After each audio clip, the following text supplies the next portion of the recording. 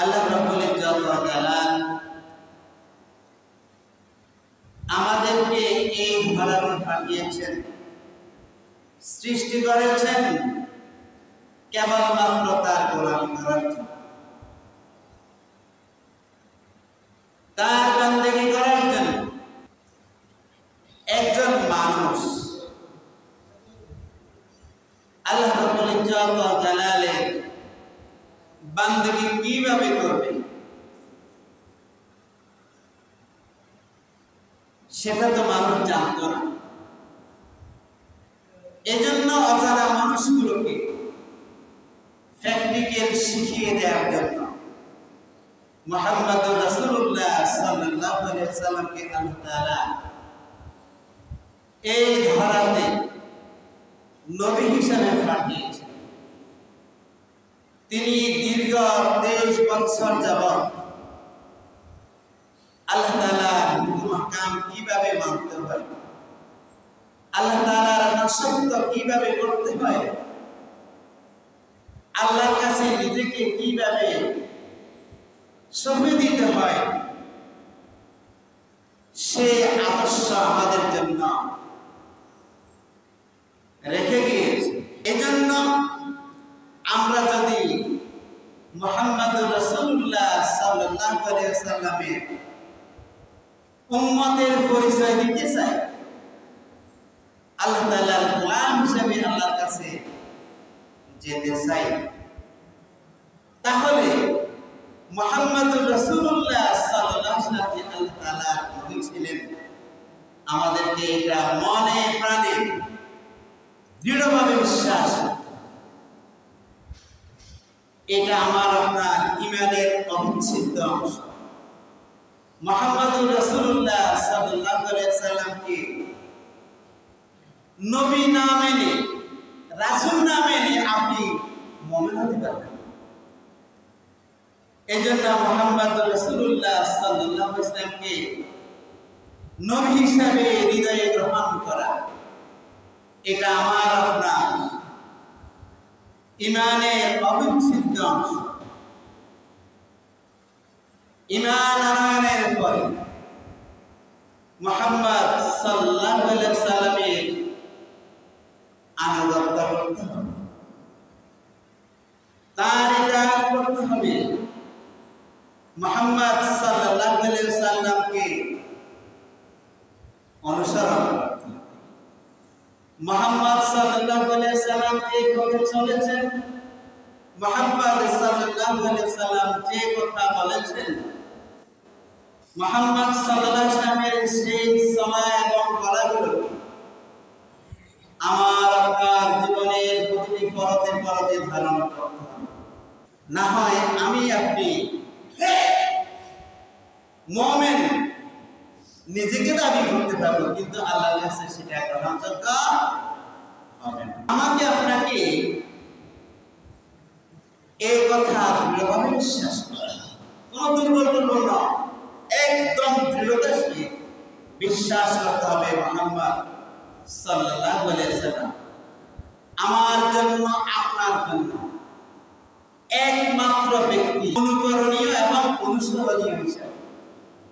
দ্বিতীয় আর কোন ব্যক্তি আমার আপনার জন্য মনে হতে পারে না।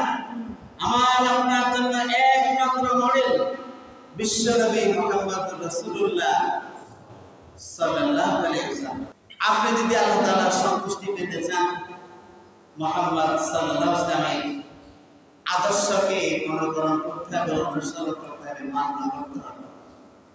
আপনি যদি জাহান্নাম থেকে মুক্তি লাভ করতে চান, তাহলে একই কথা, মুহাম্মদ সাল্লাল্লাহু আলাইহি ওয়াসাল্লামের আদর্শকে মানতে হবে, অনুসরণ করতে হবে।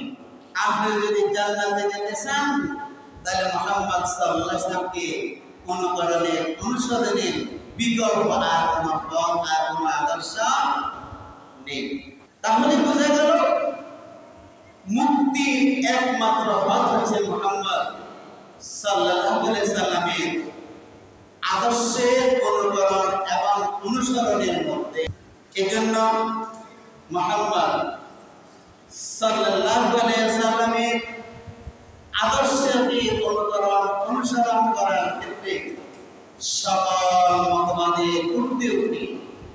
সকল মতবাদ থেকে নিজেকে মুক্ত করে একমাত্র মুহাম্মদ সাল্লাল্লাহু আলাইহি ওয়াসাল্লামের আদর্শের সাথে নিজেকে যুক্ত করতে হবে। এটা খুব আমার আপনার মালিক। আমার আপনার মালিক কে? আমার আপনার মালিক রব্বুল ইজ্জত ওয়াল জালাল দ্ব্যর্থহীন ভাষায় স্পষ্টভাবে বলে দিয়েছেন, ওয়াতিউল্লাহ ওয়া রাসূলাহু ওয়াতিউল্লাহ, তোমরা আল্লাহকে ইতাআত করো, আল্লাহকে মান্য করো, মেনে চলো, ওয়া রাসূলাহু এবং তার রাসূলকে মানো, আল্লাহ এবং তার রাসূলকে মানো, ইন কুনতুম মুমিনিন, যদি তুমি মুমিন হও, যদি তুমি নিজেকে মুমিন দাবি করে থাকো, মুমিনের খাতায় নিজেকে রাখতে চাও, তাহলে আল্লাহ এবং রাসূলের অনুকরণ অনুসরণের বিকল্প কোনো পথ তোমার সামনে নাই। ইহলৌকিক শান্তি, পরলৌকিক মুক্তি, দোজাহানের সফলতা নির্ভর করে একমাত্র মুহাম্মদ সাল্লাল্লাহু আলাইহি ওয়াসাল্লামের আনুগত্যের মাধ্যমে। আপনি দুনিয়াতে যদি শান্তি চান, মুহাম্মদ সাল্লাল্লাহু আলাইহি ওয়াসাল্লামকে আপনি মানতে হবে, তার আদর্শকে আপনি মানতে হবে। আপনি দুনিয়াতে এবং পরকালে যদি ইজ্জত চান, মুহাম্মদ সাল্লাল্লাহু আলাইহি ওয়াসাল্লামকে মানার কোনো বিকল্প নাই। আপনি আল্লাহ তাআলাকে যদি মানতে চান, কাকে মানতে চান? আল্লাহ তাআলাকে। আমরা কি আল্লাহর কথা বলতে শরম পাই না? আল্লাহর কথা যদি আমরা বলি, আল্লাহর নাম যদি আমরা উচ্চারণ করি, আল্লাহর নাম যদি আমি জপি, আমার ইজ্জত কি বাড়বে না কমবে? আমরা কি চাই না আমাদের ইজ্জত বাড়ুক? আমরা কি চাই না আমাদের আমল সমৃদ্ধ হোক? এই জন্য সুযোগ পাইলে আল্লাহর নাম বলবো, সুযোগ পাইলে আল্লাহ জিকির করবো। তাহলে বলছিলাম, আল্লাহ যদি আমরা ইতাআত করতে চাই, কিভাবে করব? আল্লাহ বলে দিয়েছেন, ওয়া মান ইউতি'র রাসূলা ফাকাদ আতাআল্লাহ,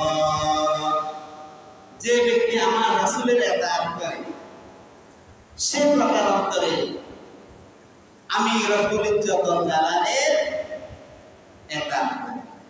যে ব্যক্তি আমার নবীকে মানে সে প্রকার অন্তরে আমাকে মানে। যে আমার নবীর সুন্নাহকে অনুসরণ করে, মত এবং ফককে অনুসরণ করে, সে আমি আল্লাহর মত এবং ফককে অনুসরণ করে। ওয়া মা তাওয়াল্লা ফামা আরসালনাকা আলাইহিম হাফিযা, আল্লাহ বলেন, হে আমার হাবিব, হে মুহাম্মদ সাল্লাল্লাহু আলাইহি ওয়াসাল্লাম, যে ব্যক্তি তোমার অনুসরণ করে না, তোমার অনুকরণ করে না, আমি তো তাকে হেফাজতের দায়িত্ব তোমাকে দিই নাই। যে তোমার আদর্শকে ধারণ করে না, সেই ব্যক্তির হেফাজতের দায়িত্ব আমি তোমাকে দিই। তার কোনো হেফাজত নাই, তার কোনো ইজ্জত নাই, তার কোনো সম্মান নাই, তার কোনো মুক্তি নাই।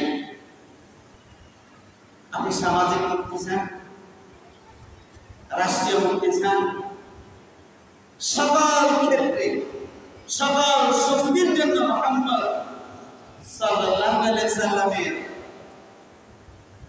অনুকরণের অনুসরণের বিকল্প দ্বিতীয় কোনো পথ নেই। আপনি যদি নেতার কথা মানেন, আপনি দেখতে হবে আপনার ওই নেতার কথা আল্লাহর কথা কিনা। বস্তা ফসা